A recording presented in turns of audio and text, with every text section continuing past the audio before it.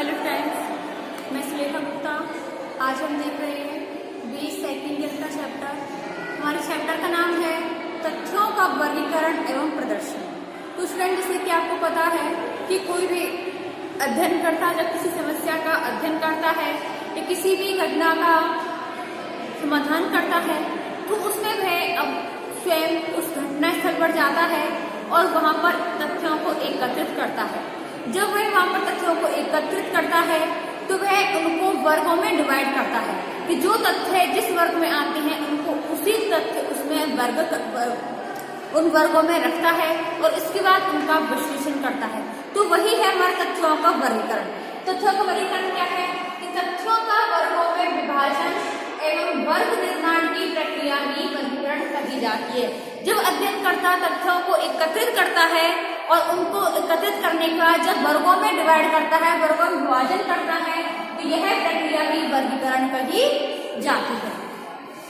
सारणियों में वर्गीकरण तथ्यों को संक्षिप्त रूप प्रदान करने हेतु संख्यात्मक सारणियों में रखा जाता है। ऐसे सूक्ष्म, स्पष्ट और तुलना योग्य तथ्य होते हैं, उनके आधार पर ही वैज्ञानिक निष्कर्ष निकालना, तथ्यों एवं नियमों का प्रतिपादन करना संभव हो जाता है।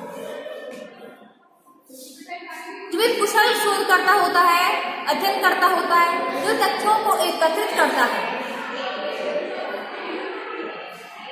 विभिन्न प्रविधियों के द्वारा एकत्रित तथ्यों की जांच की जाती है, उनकी कमियों को दूर किया जाता है।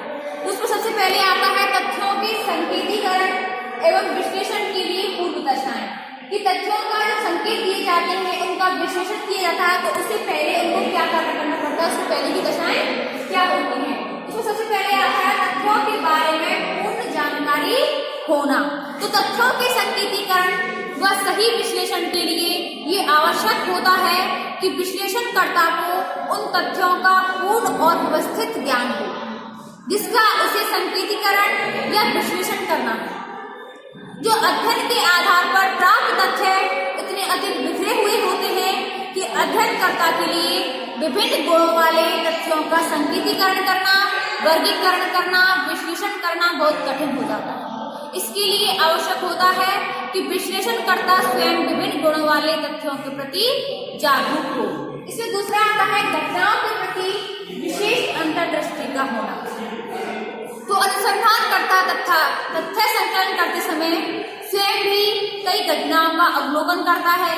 यदि अवलोकित घटनाओं या परिस्थितियों के संबंध में अनुसंधानकर्ता की अंतर्दृष्टि स्पष्ट और सूक्ष्म है तो वह उसकी सहायता से वैज्ञानिक ढंग से तथ्यों का संकेतीकरण करता है, सारणीयन करता है। वर्गीकरण एवं विश्लेषण करने के बाद वह सफल हो सकेगा या नहीं हो सकेगा, इसका भी वह अवलोकन करता है। तीसरा आता है बौद्धिक ईमानदारी एवं अनुभव।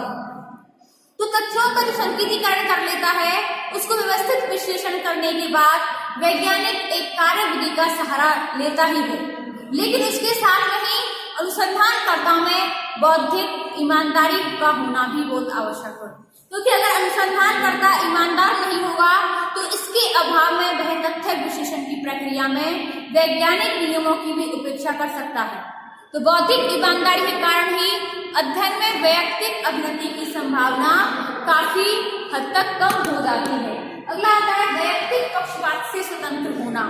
तो अनुसंधानकर्ता को इस बात का भी विशेष सावधानी रखनी होती है कि किसी भी दशा में तथ्यों के संकेतीकरण, सारणीयन एवं विश्लेषण में अभिनति या वैयक्तिक पक्षपात का समावेश तो नहीं है।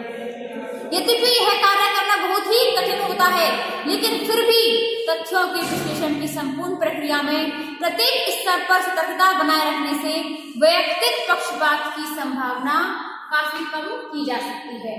पांचवा आता है आलोचनात्मक कल्पना शक्ति का होना। तो अनुसंधान करता हो या विश्लेषण करता, तथ्यों के संकलन करने के पश्चात उनके बीच में पाए जाने वाले सह संबंधों को भी ज्ञात करता है। इसके लिए उसमें आलोचनात्मक कल्पना शक्ति का भी होना आवश्यक है। आलोचनात्मक कल्पना शक्ति के आधार पर ही विभिन्न तथ्यों के पारस्परिक संबंधों को ज्ञात करके उनका आलोचनात्मक परीक्षण किया जा सकता है। यदि अनुसंधानकर्ता के विश्लेषणकर्ता में उपयुक्त गुण हैं, तो व्यवस्थित संकेतीकरण, सारणीयन तथा विश्लेषण के आधार पर वैज्ञानिक सामान्यीकरणों के द्वारा प्राप्त करने की संभावना हो सकती है। इसके बाद आता है तथ्य विश्लेषण के चरण। ये समाजशास्त्री तथ्यों का विश्लेषण करता है तो उसे किन किन चरणों से होकर गुजरना पड़ता है। सबसे पहले आता है तथ्यों का संपादन। तथ्यों के संपादन का तात्पर्य यह होता है कि संकलित तथ्यों का सूक्ष्म निरीक्षण करके उनकी कमियों को दूर किया जाए, उनकी अशुद्धियों, अपूर्णता को हटाया जाए ताकि तथ्यों की स्पष्टता प्रदान की जा सके। द्वितीयक तथ्यों की जांच, जहां अनुसंधान में प्राथमिक तथ्यों के साथ साथ द्वितीयक तथ्यों का भी उपयोग किया जाता है, वहां विशेष सावधानी रखने की भी आवश्यकता होती है। द्वितीयक स्रोतों के प्राप्त जो तथ्य होते हैं उनके स्रोत विश्वसनीय हैं या नहीं, इस बात का पता लगाया जाना चाहिए कि वे स्रोत विश्वसनीय हैं तो उनसे प्राप्त तथ्य को अवश्य उपयोग किया जा सकता है, अन्यथा उन्हें अध्ययन से निकाल दिया जाता है। जो तथ्य विश्वास करने योग्य नहीं है, विश्वास पात्र नहीं है, उनको अध्ययन से निकाल दिया जाता है, अध्ययन से वंचित कर दिया जाता है। अगला आता है संकेतन। तो संकेतन का प्रमुख उद्देश्य लंबे उत्तरों को संक्षिप्त करके विश्लेषण कार्य को सरल बनाना होता है। इसी की प्राप्त तथ्य या उत्तरों के जो अर्थपूर्ण श्रेणियों में बांटने की प्रक्रिया को नाम से ही संकेतन के नाम से पुकारते हैं। चौथा आता है तथ्यों का वर्गीकरण। तो संकेतन के बाद शोध या अनुसंधान के उद्देश्यों को ध्यान में रख करके तथ्यों को विभिन्न वर्गों में वर्गीकृत किया जाता है। तथ्यों का वर्गों में विभाजन एवं वर्ग निर्माण की प्रक्रिया ही वर्गीकरण के नाम से जानी जाती है। कॉर्नर के अनुसार वर्गीकरण तथ्यों को उनकी समानता या सादृश्यता के अनुसार विभिन्न समूहों अथवा वर्गों में क्रमबद्ध करने की वह प्रक्रिया है जिसके द्वारा व्यक्तिगत इकाइयों के विविधतापूर्ण गुणों में विद्यमान होने की संभावना रहती है। पांचवा आता है सारणीयन। तो सामाजिक अनुसंधान में केवल विषय या समस्या से संबंधित तथ्यों का संकलन करना ही नहीं किया जा सकता है, बल्कि संकलित तथ्यों को सारणियों या तालिकाओं के रूप में प्रकट भी किया जाता है। सारणीयन वह विधि है जिसमें संकलित तथ्यों को व्यवस्थित, बोधगम्य और संक्षिप्त बनाया जाता है। छठवां आता है सांख्यिकीय विश्लेषण। तो जॉनसन एवं जैक्सन के अनुसार सांख्यिकीय सेवाएं उन प्रक्रियाओं से होती है जो संख्यात्मक तथ्यों के संग्रह, संगठन, संक्षिप्तीकरण, विश्लेषण, विवेचन एवं प्रस्तुतीकरण में प्रयोग की जाती हैं। आज सामाजिक विज्ञानों में सांख्यिकी का प्रयोग महत्व दिन प्रतिदिन बढ़ता जा रहा है। सातवां आता है कार्य कारण संबंधों का विश्लेषण। तथ्य विश्लेषण के अंतर्गत वैयक्तिक एवं सामाजिक समस्याओं के संदर्भ में प्रमुख कठिनाई कार्य कारण संबंधों का पता लगाने की होती है। आठवां आता है चित्रमय प्रदर्शन। तथ्यों के निष्कर्षों को सरल, आकर्षक एवं तुलना की दृष्टि से सरल बनाने के लिए, बोधगम्य बनाने के लिए उनका चित्र के द्वारा प्रदर्शन किया जाता है। चित्रों के माध्यम से उनको प्रदर्शन किया जाता है। चित्र रचना में इस बात का भी ध्यान रखा जाता है कि चित्र आकर्षक होने के साथ साथ अधिक स्थितियों की तुलना में सक्षम होते हैं। नौवां आता है निर्वचन। तथ्यों के विश्लेषण का एक प्रमुख चरण निर्वचन होता है। यह सामाजिक अनुसंधान का अत्यंत महत्वपूर्ण भाग है। निर्वचन की प्रक्रिया प्राप्त तथ्यों के आधार पर परिणाम निकालने से संबंधित होती है। निर्वचन ही अनुसंधान का अत्यंत उपयोगी एवं महत्वपूर्ण भाग होता है। यहाँ एकत्रित किए गए तथ्यों का अर्थ निकालने और उपकल्पना की सत्य असत्यता का पता लगाने का प्रयत्न करते हैं। इस बात की भी विवेचना करते हैं कि किसी विशेष दशा, परिणाम या घटना के लिए कौन कौन से कारण उत्तरदायी हो सकते हैं। 10वां आता है सामान्यीकरण। तो जहां वैज्ञानिक निष्कर्षों पर पहुंचकर नियमों व सिद्धांतों का प्रतिपादन किया जाता है, तथ्यों के विश्लेषण एवं विवेचना के आधार पर वैज्ञानिक निष्कर्ष निकाले जाते हैं जो कि संक्षिप्त होते हैं। अब हमारा आता है संकेतीकरण। संकेतीकरण क्या होता है? तो तथ्यों के विश्लेषण का एक महत्वपूर्ण चरण तथ्यों का संकेतीकरण होता है। संकेतीकरण एक ऐसी प्रक्रिया है जिसके अंतर्गत व्याख्यात्मक उत्तरों को कुछ संकेतों या प्रतीकों के माध्यम से स्पष्ट करते हैं। इससे प्राप्त तथ्य या उत्तरों को अर्थपूर्ण श्रेणियों में बांटा जाता है। यहाँ लोगों से प्राप्त व्यक्तिगत उत्तरों को कुछ समूहों में रख करके विभिन्न उत्तरों को संकेत, प्रतीकों एवं संख्याओं की सहायता से व्यवस्थित बनाकर रखा जाता है। संकेतों, प्रतीकों या संख्याओं का वास्तविक अर्थ वही व्यक्ति समझ सकता है जो इनका उपयोग कर रहा है। इसके फलस्वरूप संकलित तथ्यों में गोपनीयता बनी रहे। यहाँ किसी अध्ययन से संबंधित आंकड़े बहुत संक्षिप्त होते हैं। संकेतीकरण का अर्थ या विशेषताएं।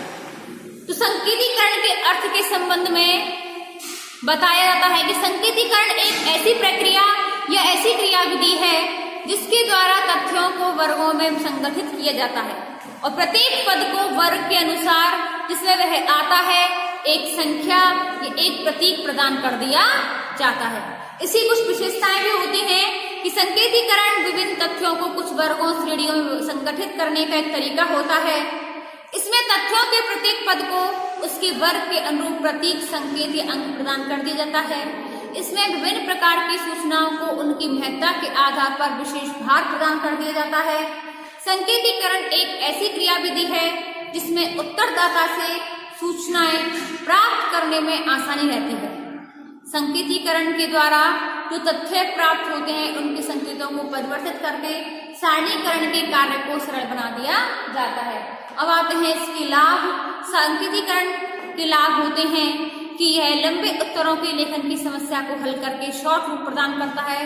इसकी उपयोगिता यह भी होती है कि यह विश्लेषण को सरल बनाने, उसे व्यवस्थित रूप प्रदान करता है। संकेतीकरण विस्तृत, विविधतापूर्ण और जटिल सूचनाओं को व्यवस्थित करने में विशेष रूप से सहायता देता है। इसकी सहायता से यांत्रिक सारणीयन का कार्य सरल हो जाता है। वर्तमान में सर्वेक्षण एवं अनुसंधान में सांख्यिकीय का प्रयोग बहुत बढ़ गया है। सांख्यिकीय का प्रयोग उसी समय संभव है जब तथ्यों को तुलना योग्य बना लिया जाता है। संकेतीकरण के अंतर्गत अधिक महत्ता वाली सूचनाओं को अधिक भार प्रदान कर दिया जाता है। इसकी सहायता से कम समय में अधिक विश्वसनीय सूचनाएं प्राप्त होती हैं। संकेतीकरण का वर्गीकरण इस दृष्टि से भी होता है कि तथ्यों का वर्गीकरण करते समय अनुसंधानकर्ता के लिए उत्तरदाता दिए गए सभी उत्तरों या विवरणों का देखना बहुत आवश्यक होता है। संकेत के प्रकार दो प्रकार के होते हैं। एक तो हस्त सारणीयन में काम लिए जाने वाले संकेत और दूसरे यांत्रिक सारणीयन में काम लिए जाने वाले संकेत। अब आता है हमारा निर्वचन या विवेचन। तो अनुसंधानकर्ता का कार्य तथ्य संकलन या तथ्यों का प्रक्रियाकरण करने एवं उनके विश्लेषण तक ही सीमित नहीं होता है, बल्कि अनुसंधान के अंतिम लक्ष्य की पूर्ति, निष्कर्ष निकालने, सिद्धांतों का निर्माण करने, पुराने सिद्धांतों की सत्यता और असत्यता की जांच करने एवं सामान्यीकरण को प्राप्त करने के लिए भी इस निर्वचन का प्रयोग कर लिया जाता है। अब आता है हमारा कि निर्वचन में यह पता लगाने की बड़ी उत्सुकता होती है तथ्यों में क्या है, इनकी पृष्ठभूमि क्या है, इनके तर्कपूर्ण चिंतन का भी सहारा ले सकते हैं। अब आता है निर्वचन संबंधी त्रुटियां कि इनमें त्रुटियां कौन कौन सी हो सकती हैं, गलतियां कौन कौन सी हो सकती हैं। तो निर्वचन संबंधी त्रुटियों को भी दो भागों में बांटा है, मिथ्या सामान्यकरण की त्रुटियां और सांख्यिकीय मापों की त्रुटियां पूर्ण निर्वचन। तो मिथ्या सांख्यिकीय सामान्यकरण त्रुटियां कौन सी होती हैं? इन तथ्यों के निर्वचन में संबंधित अधिकतर त्रुटियों का कारण मिथ्या या अशुद्ध सामान्यकरण होता है। ऐसा उस समय होता है जब कुछ अन्वेषणात्मक समग्र में किसी एक भाग का अध्ययन एवं विश्लेषण करके उससे प्राप्त होने वाले निष्कर्षों को संबंध पर लागू कर देते हैं। दूसरा आता है सांख्यिकीय मापों का त्रुटिपूर्ण निर्वचन। तो निर्वचन में विभिन्न सांख्यिकीय मापों स्थित प्रतिशत होता है, माध्य होता है, सूचकांक होते हैं, सहसंबंध होते हैं। इनका प्रयोग करते समय इनकी सीमाओं पर भी उचित ध्यान देना आवश्यक होता है। इसके अभाव में इस त्रुटि के रह जाने की भी संभावना रहती है। तो स्टूडेंट्स, आज की जो हमारी वीडियो है वो है तथ्यों का वर्गीकरण एवं प्रदर्शन। तो स्टूडेंट्स, ऐसी हमारी वीडियो को देखते रहें। अगले सत्र कराएंगे अपनी नेक्स्ट वीडियो में। धन्यवाद।